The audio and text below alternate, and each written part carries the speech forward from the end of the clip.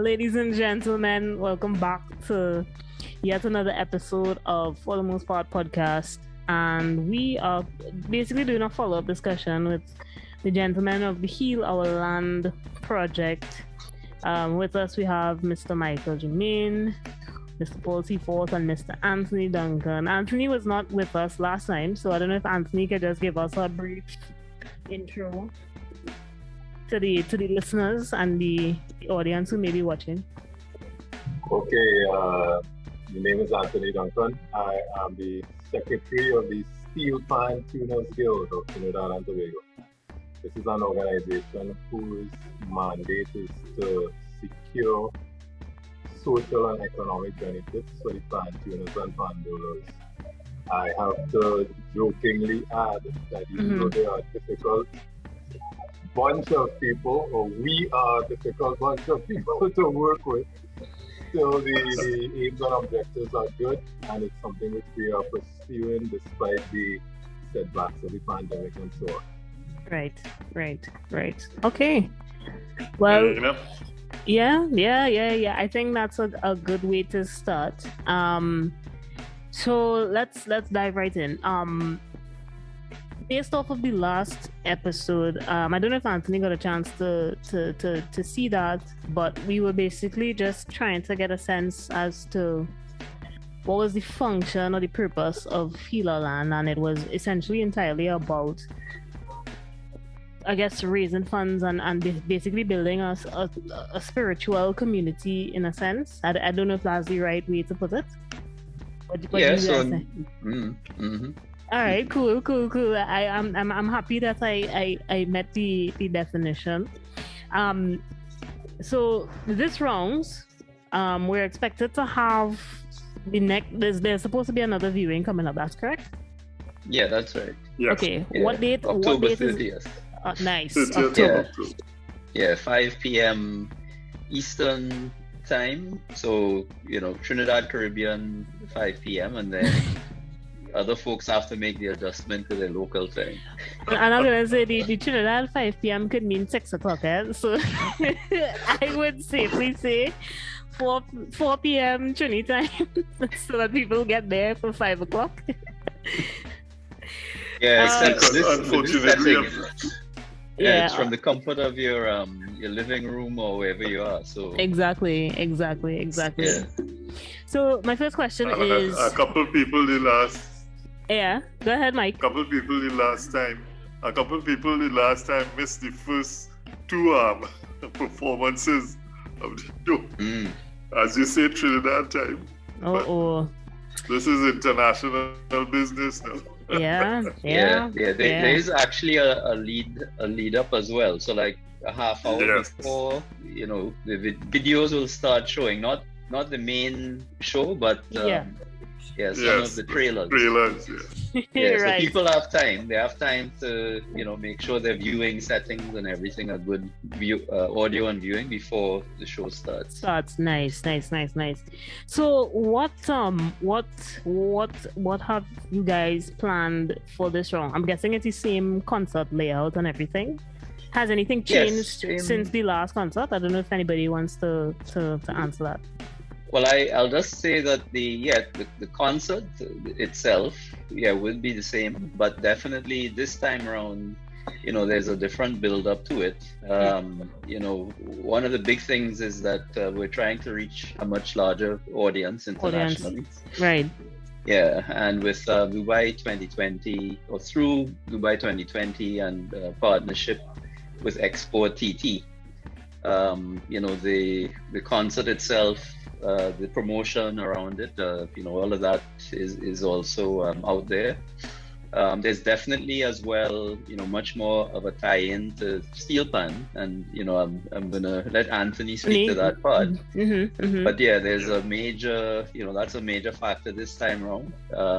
Including the fact that there will be a Steel Pan giveaway provided we're able to sell 5,000 tickets minimum. Right. And at the show at Dubai itself, or in Dubai itself, in the Trini booth, There'll be performances and so on. But maybe Anthony, you can speak more to the steel pan component this time around. Yeah, no problem. What you said is accurate because the main difference with the build-up was, of course, the Dubai Expo and the involvement of Export TT. Simeon Sandiford of Sanch Electronics. Of course, the idea is his brainchild, and because he has been assisting the Pan Tuners Guild with some expertise and advice and so on, he decided to work together with us and incentivize this showing by saying, hey, why not offer people, an opportunity to get, what is in effect a door prize? Or the equivalent of a door prize. Right. Japan plus Sanch Electronics themselves are offering some prizes as well. Right. Way of CDs, mostly pan CDs, but of course other folk and cultural CDs from Trinidad and Tobago and elsewhere. Right. So that it's all in the name of pushing the agenda forward. I think if we look at what's going on around the world, people are so caught up in surviving, especially through the pandemic, that reaching out and assisting other people is one of the furthest things from our minds. Yeah. So that Simeon has recognized that, Felix Roach has given sterling support through his own art form, and it is only fitting that we should offer this kind of assistance to him in his time of need. Right. Also, I don't know if later on somebody will want to speak to the fact that once this first showing is successful enough, there's a plan to have additional showings, different concerts on a monthly basis until the end of Expo, which is in March of 2022. Right. Remembering correctly. So, that's right. Maybe Paul would be the more appropriate person to get down that alley. Yeah, okay. And I mean, just a little bit to add, Anthony, there is, different content in the months November through March. Simeon is still working out some of the details of the actual videos, but we'll be able to communicate and promote that information shortly.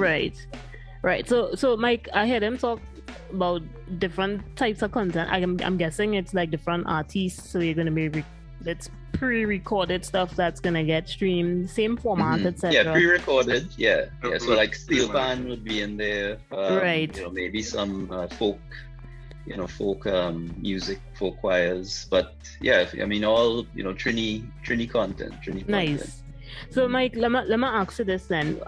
Is there, can you name drop who we might see, like a little sprinkle of something, what we could look forward to coming up in these, especially in the monthly streaming? Because now I'm sure people will be like, well, I missed the first one, so I could catch the next one and the next one and the next one. Well, honestly, Kemi, I don't have very much information because right now I'm working on another project with Simeon, which is we're trying to get a sort of a theme song that he has adopted for the whole series. That Sanch is behind. But it was composed by a young lady called Gia Maria Flores.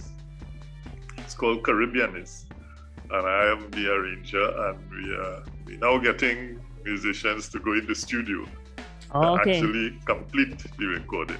Nice. So that is about all I can speak to right now about new stuff coming up. Well, but Simeon hasn't given me a sort of a heads up yet. It just means that the people have to buy the tickets and just watch the stream in order to see who's going to be performing. I mean, I think that's what. Keep in touch.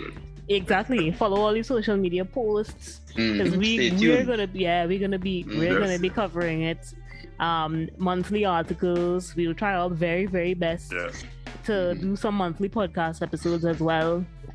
This is all granted that everything goes smoothly for the next couple of months. We have some secrets coming up for you all, but I can't dish too soon. That's okay. So I can add, Kemi, that there will be parang as well in the mix. So in addition to the steel pan that we talked about. Very good. A beautiful representation of local culture, I would say. Absolutely, yeah. So, gentlemen, now, did you guys hit the milestones or goals that you wanted to hit the last stream? And what are some of the goals you expect to hit for the next couple of months? Considering now that you may now have an opportunity to make more on a monthly basis. Yeah, I would say that the first concert, August 1st, we got we did get some good attendance. I think obviously we're looking to increase those numbers for the next one, especially since this is much more global, and we have the Dubai platform to leverage. But yeah, how it goes. I think the marketing promotion side of things is really where the success comes from, and Simeon's been going above and beyond to make sure that it gets the word out there. So on the Sanch Facebook page, there's an Instagram account, LinkedIn, different medium pushing the information out there. And then Simeon himself, he's a master promoter, so he's busy on WhatsApp. Busy on WhatsApp, so message, making sure that everybody stays up to date. Yep. So so ticket prices are still the same for each month? $12.25 US. Yes. Okay. Is there like if somebody wants to attend all, could they pay for all up front? What are some of the options that are available to people if they're interested? Yeah, no, that's a nice angle. The platform we're using is Eventbrite. Okay. Like we did the last time. You can definitely, things can be set up that way. Right now, for the October 30th show, we just have that option. It's definitely something. Once we get the content confirmed, it's definitely something we'd be able to look into. So again, folks should stay tuned for for updates on that. Nice. Anthony, I have one question for you. Could you give us? I want to ask if there's going to be pan soloists, or if there's going to be bands, or if you could name drop at least a little sprinkle for anybody who may be interested. Because I know there are lots of people who have their favorite band or their favorite pan man or whatever the case, So I don't know if you could sprinkle. I can't do that because Simeon is still in the negotiation stages. Okay, fair point. I don't want to say anything that may or may not jeopardize his present activities. Right. What I would like to mention though is that I was telling Simeon that to me personally, this is a big opportunity. Trinidad and Tobago is not known for streaming and intellectual property and that sort of thing, revenue earning, dirty words, via streaming platforms, which is definitely the wave of the future. Right. So I was telling Simeon that this initiative could be a pilot project to so many great things in the not too distant future. Yep, I agree. Himself and Paul and the team are now working out the logistics of how this thing could happen. They get in the analytics and looking at them and seeing a lot of things which we simply have no reference set for. So you can make some future decisions. Yes, to me this is a fantastic opportunity, not only for us, but for Trinidad and Tobago on the whole. And I think people should recognize that for what it really is. Yeah. So on that topic, what are some of the things you guys are seeing so far? What are people buying into? I mean, we kind of we diverted a little bit from the conversation around HOLA land, but you've seen some stuff, and you're saying, okay, maybe we should do it this way instead. What are some of the things that you're putting in place to make sure that you hit those goals now? Well, I think. Go ahead, Anthony. Definitely, one of the things which Simeon has planned is diversifying the future offerings. Right. Like the steel bands, the soloists, the parang, definitely at Christmas time. So that this could be the gateway for sort of online cultural showing, cultural events, which are taking place on streaming platforms in particular. Something which Trinidad and Tobago has not really exploited so far. Right. As I said, to me, this is a fantastic pilot project. Yeah, and I was just going to add that, through the promotion, in terms of, one, making folks aware of the event, but two, also providing them with some tips and tricks, because in hand with this new technology, as Anthony's been saying, streaming is, everywhere, everybody's looking at entertainment through streaming. Sporting events are all available through streaming. And typically, if there's a fee associated with it, which is normally the case, you have to be able to authenticate, that you're paying. Yeah. And that's the part, I think, that some folks might be, new to with, with Eventbrite. Yeah, so we've been trying to communicate a bit more, so the steps, the fact, for example, that online payments these days are pretty safe, especially, credit card payments. Typically, you are covered off if, there is fraud or anything like that. But at the end of the day, these types of payments are pretty standard now. Yeah. All right. I have one final question. Now, we want to, as I said, I've spoken to these guys privately, and we're working out things as we go along. The objective for this kind of topical discussion is to take it now on a monthly basis. Hence why this episode is going to be short and sweet. But we're going to keep doing this and keep promoting this. Yeah, right? Perfect. So what is one thing, and I know you guys would have said something last episode, but what is one thing you'd want people to take away from each viewing? Just one thing. And who wants to go first? No pressure. No pressure. Again, I think, the initial intent was, an opportunity for folks to take a step away from the day-to-day, all the pressures and realities, comfort of your own home, enjoying quality entertainment. I think definitely now, there's going to be that versatility, different types of performances. So folks, of all ages and, families can come together, to enjoy that content, and again, be proud of, the talent coming out of Trinbago. Yeah. Mike, anything you want to add? Well, I think Paul has basically said it all. The thing is that we have this opportunity to showcase the tremendous talent that Trinidad and Tobago produces on an annual basis. Yep. As Anthony was saying, we are still totally new to the streaming and the sort of revenue that might be available from streaming.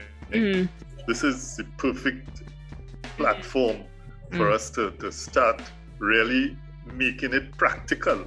Yeah.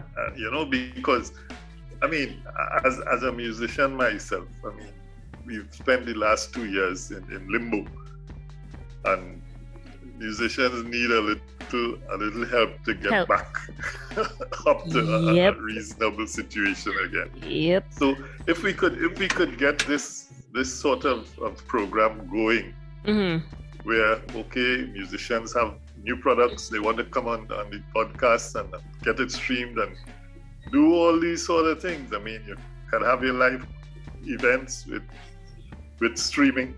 So, there are a variety of sources of income available. Yeah, definitely, So definitely. Probably, and it probably is the future. That is definitely the future. Yeah. I don't Anthony, think we could do better than that at this point. Yeah, true. Very true. Very true. Anthony, you have anything you want to add? Yes. Taking a sort of musician's view of the thing.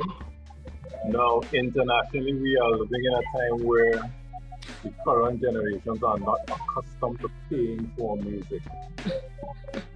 Everything is streaming on YouTube and Spotify for free. Download on YouTube. Yes. So, Yes. musicians are still surviving, however.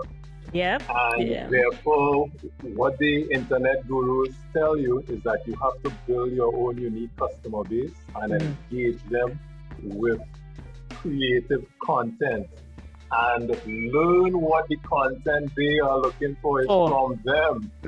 Not have something in your head and try to push it towards them.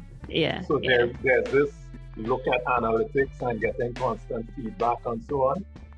And I would like to mention quickly, we have a very important pan festival in Trinidad, which is St. James, where we have pan on the avenue.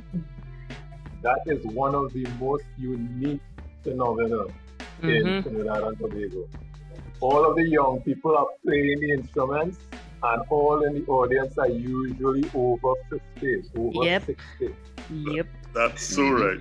That's 100%. Especially being the person on the track guys play with Mbana and them. Yeah. Right. So you know exactly what I'm talking about. Exactly what you're talking about. How do we leverage that to the international market? Well, there are many expat Trinidad and Tobago nationals who are longing for authentic culture, aka pan and folk music, etc. Right. Real Trini experience. The world is inundated with hip hop, modern music, which is so hectic sometimes that it is not everybody in the world who wants to be listening to that 24/7. So if we have an alternative, a choice with high quality content, I think there's still place in the market for us. So that, as I said, this is a pilot project that we win, lose or draw. We need to sit down and take a good look at the analytics and see how it could propel us towards the future. He just wrapped the entire episode Anthony, there. I just want Yeah, go ahead, Mike. But Anthony, I was just going to say that there's one little issue I have where you said that we need to find out what the market wants and more or less follow suit. But don't forget that we have something to offer that is intrinsically Trinidadian. We don't want to stray too far from what we have to offer. So, agreed, but the point was ready to get feedback, not necessarily to throw away what we have, but to get constant feedback from the people who are interested in what we do. Yeah. But I say that because we have this innate ability to throw away what we have. If you understand what I'm saying. Because I am not one of those. And it happens in the Calypso world. Yes. Right. Good. Good man. Just a closing note. Yeah, go ahead. Valentino has an excellent calypso called Where Kaiso Went. If you listen to the lyrics in that. Just to let you know that I am running the Vintage Superior Brigade, and Valentino is one of my group. And so I have been supporting these older Calypsonians for the last 15 years. Superior on his deathbed, he handed it over to me. So it is his former wife, Dr. Janet Matano, and myself we try to do at least one show every year where we bring in most of these guys. So we have people like Posa, Valentino, Mudada, Luther. Funny used to be with us, but I think he's gone on his own since he won the veterans crown. And you know, we do a good show. It started off as churchyard shows, and believe it or not, of course, the audience is mainly the older folks who would have remembered these calypsos and most of the offerings of these singers. So, not that I'm giving a plug to vintage. You have to understand the past to get to the future. This is what we have to preserve. We have to preserve our old music and music forms and cultural art forms. That was also part of my involvement with Little Carib Theatre. So, you know, it's really close to my heart. Yeah. Future. To know where you're going. Yes. I think we all just closed the whole podcast there for me. I hope the viewers are understanding what these guys are doing and the objective of the HOLA Land concert, aside from it raising funds and basically creating a spiritual community, but it's about preservation. If we don't record the local performances and part of our history, it's going to just disappear. Right. It's going to disappear. And while, yes, some percentage of it is going to exist in a mutated form or an evolved form, it's never going to be the same. So if we could capture it now. That's right. You know. So, ladies and gents, we've come to the end of this week's episode. Absolutely. Thank you, gentlemen, for joining me. We have Anthony Duncan, Paul Seaforth, and Mike Germain. And special thanks to Mr. Simeon Sandiford for setting this whole thing up and really pushing the HOLA Land concert and getting these guys on board and you all know what I mean. So like, share, comment, subscribe. All the information as to how you can purchase. It's been my pleasure, Kimmy. You're most welcome. All of the information as to how you can purchase tickets will be on our website, www.forthemostpartpodcast.com, or Facebook, Instagram, all of our social media, Twitter as well. And that's it. We will see you all and we will hear you all on the next episode. Great. Peace out. Thank you, Kimmy. Bye-bye. Okay, bye.